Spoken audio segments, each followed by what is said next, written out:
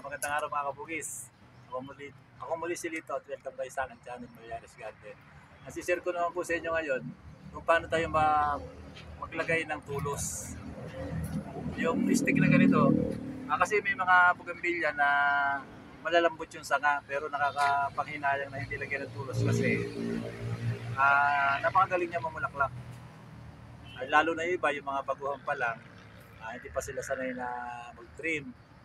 Kaya kailangan na matutunan maglagay ng tulos. Dito muna tayo sa malaki. Mamaya, ituturo ko sa inyo paglalagay dito sa maliliit. Ito. Yung magandang tingnan.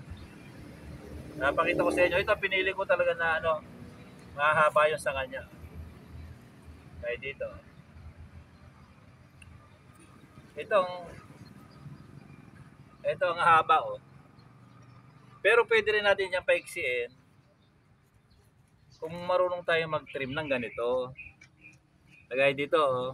Puputulan natin dito. Mamulaklak na siya, kagaya dito, may bulaklak na. Oh. Maiksi lang siya, di ba? Naputulan dito. Oh.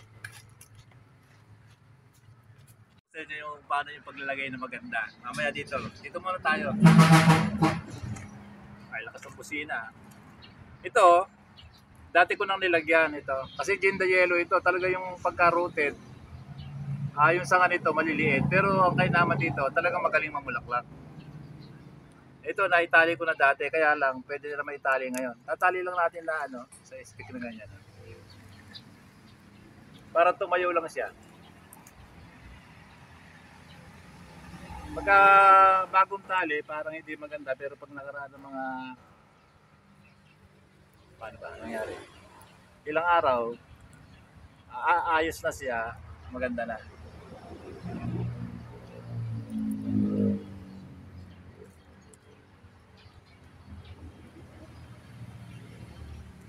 Ito tinalihan ko na dati pero hindi pa totally bloom siya. Talagang ganito yung sanga nung na to, Ginda Yellow, pero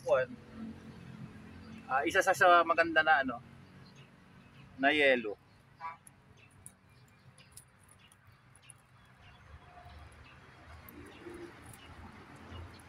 Maraming diskarte sa bougainvillea, no? Kailangan pa natin magtulos. Talagang ganun. Ako dati, naputol. Ako dati lahat ng mga maliliit ko, yung mga nilalagay ko dito, tinutulusan ko lahat. Pero nung tinitrim ko, maganda rin. Talaga maganda. Hindi ka na magpapagod na magtali. Kaya lang, sabi ko nga kanina, meron mga bougainvillea na mga payat yung sanga. Ito, maganda ito, pang craft. Pakita ko sa last video ko mamaya sa inyo yung na-craft na ganito. Talagang maganda. Malilit kasi mga sanga nito, ganito. Pero kagandahan talaga, masipag mamulaklak. Medyo nagbawas na nga ng bulaklak ito eh. Wala lang ako maipakita sa inyo. Isa lang ito eh. Na rooted ko na may tali. Na medyo lumaki.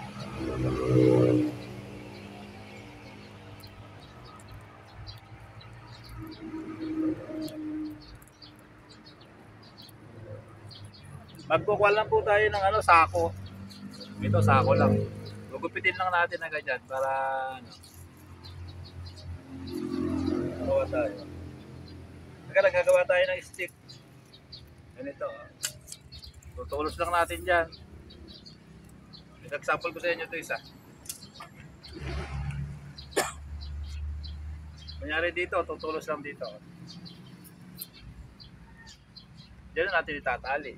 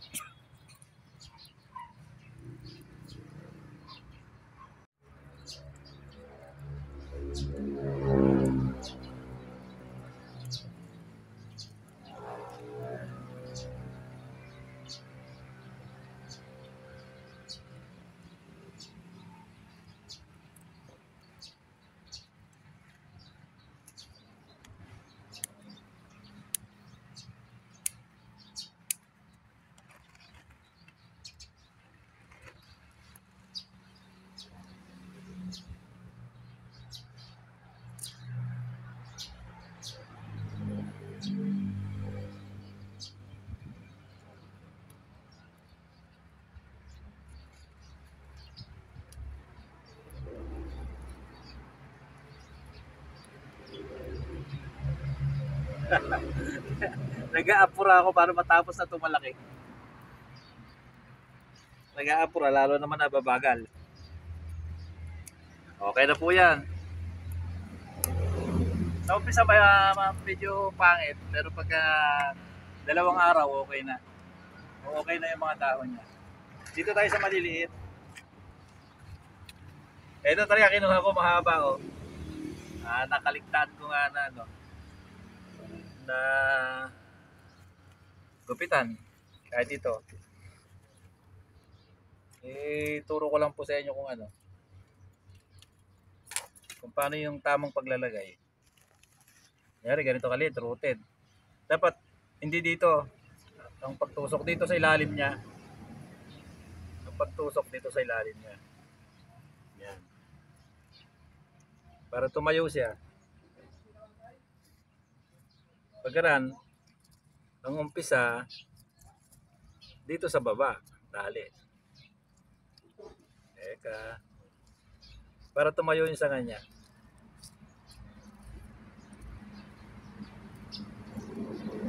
Tignan nyo pagka natapos.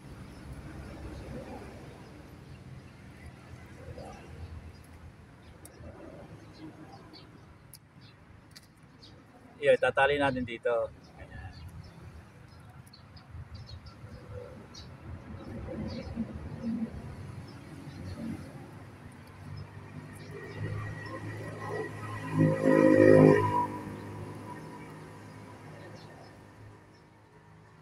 Pagkaran, babaliin natin dito, siyempre. Yan. Sa umpisa parang hindi maganda.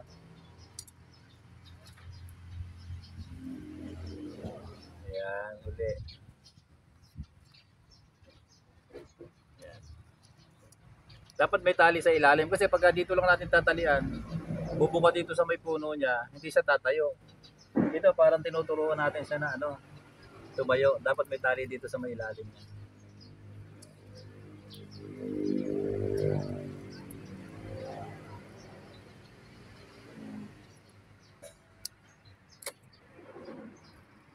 Nung bago-bago ako ano, nagbubugambilya lahat, tinatalian ko. Dami ang tagal. Maghapon. Pero nung matuto ko, trim-trim. Maganda. Hindi ka na masyado papagod. Pero talaga may mga bugambilya na ano, maliliit yung sa kanya, ayaw tumayo agad.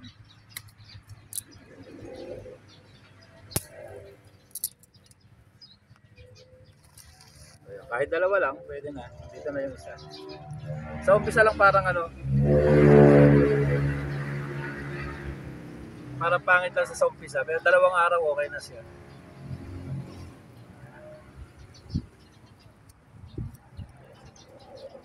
Ito silver red. Yan, napatayo na natin. Tatayo ito eh, gaganda dahon niya. Ito naman isa. Itong mataas. Ano ta pangalan nito? Bidadari. Ha? Bidadari. Bidadari. Dito ulit tayo sa ilalim. Dito.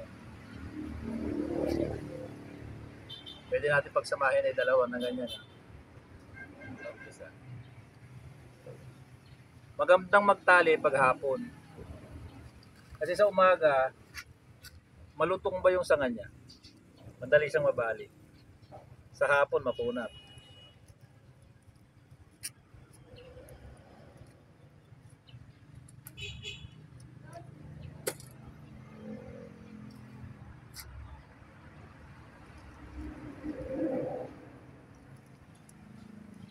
Dapat dalawa ng dalawang tali.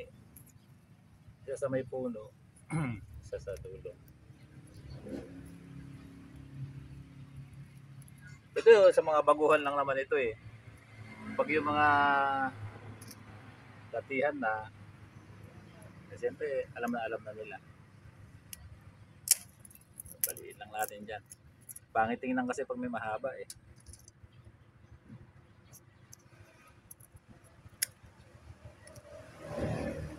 Naman.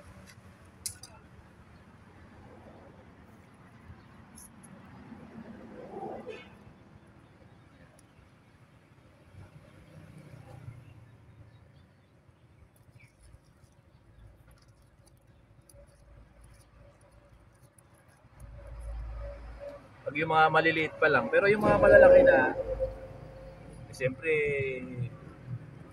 kung nag-trim na tayo, kaya lang matigas na sa mga sanga nun. Ito yung maliliit pa lang.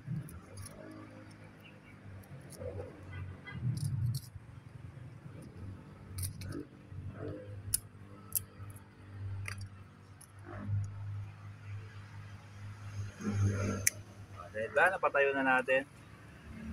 Ganda ng tingnan, di ba? Matututo na siyang tumayo. Ito, kamukha dito. Pwede rin natin 3 months siya, magkakaganyan. No? Kaya dito, dahil ng bulaklak. Ito, bulaklak na rin ito. Naputulan dito. Ito naman dito naputulan, kaya nagsanga dito. Pwede natin putulan din. Yan. Ito pa yung isa. Alam niyo ito yung Ginda Yellow, kagaya nitong malaki na to. Ito, isa sa pinakamaganda na yellow. Kaya lang nga ganyan. Napakasipag niya mamulaklak. Kaya lang yumuyuko nga siya. Panghangin pwede. Ito isang pali na lang gagawin natin dito. Di ba makunat pagkahapon, no? Kahit siya madali na yan, no? Sumasama siya. Tali muna natin sa baba.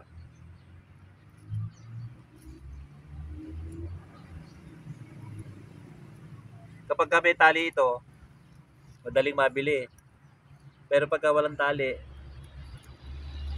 hindi mabibili kasi nakayuko. Kaya dapat talian mo. Kung nagbebenta ka. Pero pagka pang sarili mo naman, kunyari sa terrace, kahit pababa, pwede.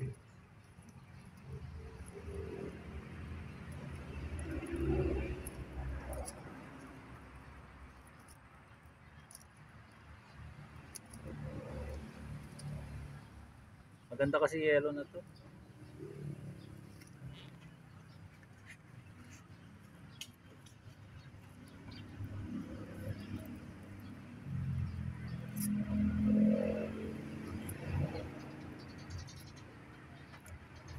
Ito, parang ganito pa lang ito. Bukas ito, maganda na ito. Yung mga dahon niya na to, lalatag na ito. Aayo na ito. Diba, nakagawa na agad tayo ng 3. Yan na ipapakita ko. Maganda pagka nakagraph yung yellow. Kasi talaga maliliit ang sanga niya. Ganito. Diba? Magandang pang graph. Pag rooted kasi humahapay siya. Hanggang ito, pagka nakagraph kasi medyo mataas na, di ba? Ay, ganun lang po ang paglalagay ng mga tulos. Trellis.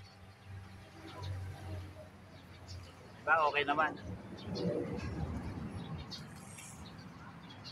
Nandito na lang at maraming salamat sa patuloy na panonood ng mga video ko. Na-share ko lang ito kasi maraming mga baguhan na yung pagka maliliit pa, siyempre na natakot pa sila mag-trip. Pwede po ninyo lagyan ng ganito.